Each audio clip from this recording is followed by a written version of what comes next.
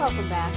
Have you ever thought about how easy it would be for someone to slip something into your drink? Well, it's something that can happen, and not just to anyone, but to everyone in a matter of seconds, no matter what side of the bar you're on.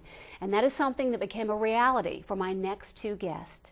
Adrienne Gang joins us. She is a graduate of Durant High School and a Valrico native and a cast member of Below Deck on Bravo TV. She joins us today along with Rachel Nelson, who is also from the Tampa Bay area and works in the service industry. Ladies, thank you for being brave enough to share your stories and to help stop sexual assaults.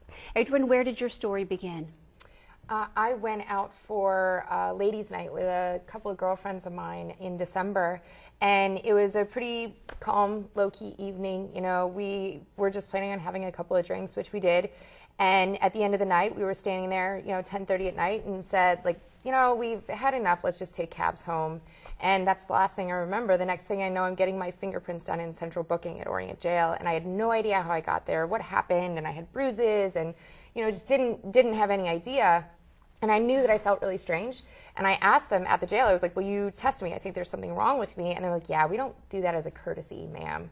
So once I was released, my boyfriend picked me up and took me straight to a walk-in clinic. And I got a $550 test done to and it took 10 days to get the results, which was the most long nerve-wracking 10 days. Yeah, absolutely. Unfortunately, not only was I a victim, but there was a second victim involved, and that was the cab driver. And at some point, after I was chucked into the cab, I came to and freaked out and hit his cell phone out of his hands. And so I was arrested for battery. But, I think that at the end of the day, it could have been a lot worse. I was lucky that I ended up in the hands of the authorities as opposed to in a ditch. Well, right. And it all got resolved eventually. Yes. Yes, it did. Absolutely. So when this GHB is put into your drink, what should we look for, feel for? How is it different? When did you know something was different? I didn't know until I came to at 3 o'clock in the morning when I started to get my faculties back. So it can hit you like that, I guess is my question. Absolutely. That's one of the symptoms, is that you're fine, you're standing, you're coherent, and then you're on the floor. Okay. And I think that the people who dosed me overdosed me and probably realized that very quickly and were afraid of having a liability on their hands, so they dumped me. They got rid of me. Wow. So I think, it's a real touchy thing, and there's obviously no science to it, so how do they know what they're giving you, how much they're giving you, or if it's going to work for them, you know what I mean? Right, true. Okay. So you were on one side of the bar as a patron, a whole different scenario. Rachel, you were behind the bar working as a server. Tell us your story.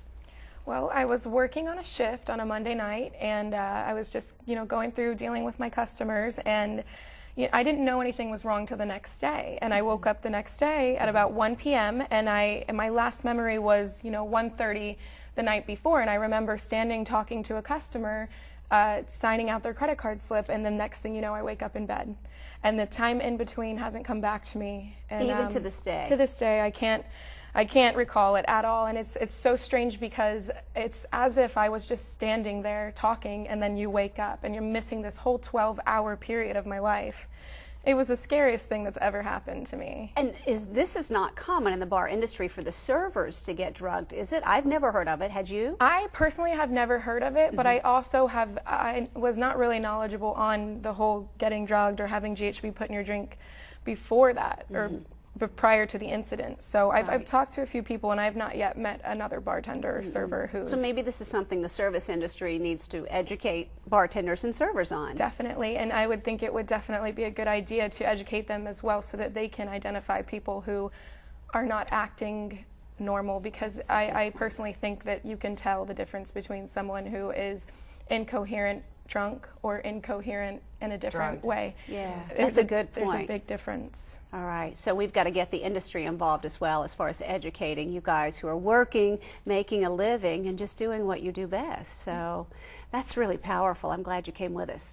So you are now involved with a company. You know about products that can help save our lives. Tell us about that. Well, I think that, the harder part of this is going after the people who did it. And honestly, a lot of the evidence that she has found too is circumstantial.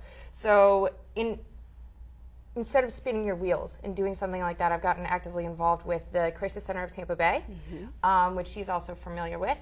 And I've also gotten involved with Drink Safe Tech, which are coasters and test strips that you can keep in your wallet. This is $7, so it's nothing comparatively. It's one drink, thinking about it. And then there's coasters as well. And, my hope is that we'll get these into everybody's hands, that at least you will have this as a first line of prevention, because at least, if nothing else, you know that you have this safety with you. Right. You know, you've got something in your hands that Right. you have the power back at least a little bit. And hopefully we'll get these into every single restaurant establishment, and they'll be provided, Right. or they'll be there so that at least you can just grab one if you have any suspicion whatsoever. And if every restaurant everywhere does it, then we're not pointing the finger at anybody saying this happened at your place.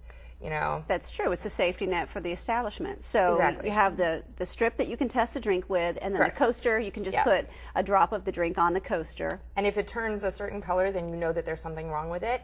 And that's an even better way to prevent and figure out who's doing this, and you know, drive it home a little bit faster. And the first thing it says to do is call the cops as soon as you figure out that your drink has been dosed. So it tests for GHB and ketamine. Good point. Ladies, thank you both for being here, sharing your stories. We hope that we will help prevent and stop sexual assaults. All right. Coming up next in our show, we're going to meet a guest from a local center who deals with sexual assaults each and every day. More on that next.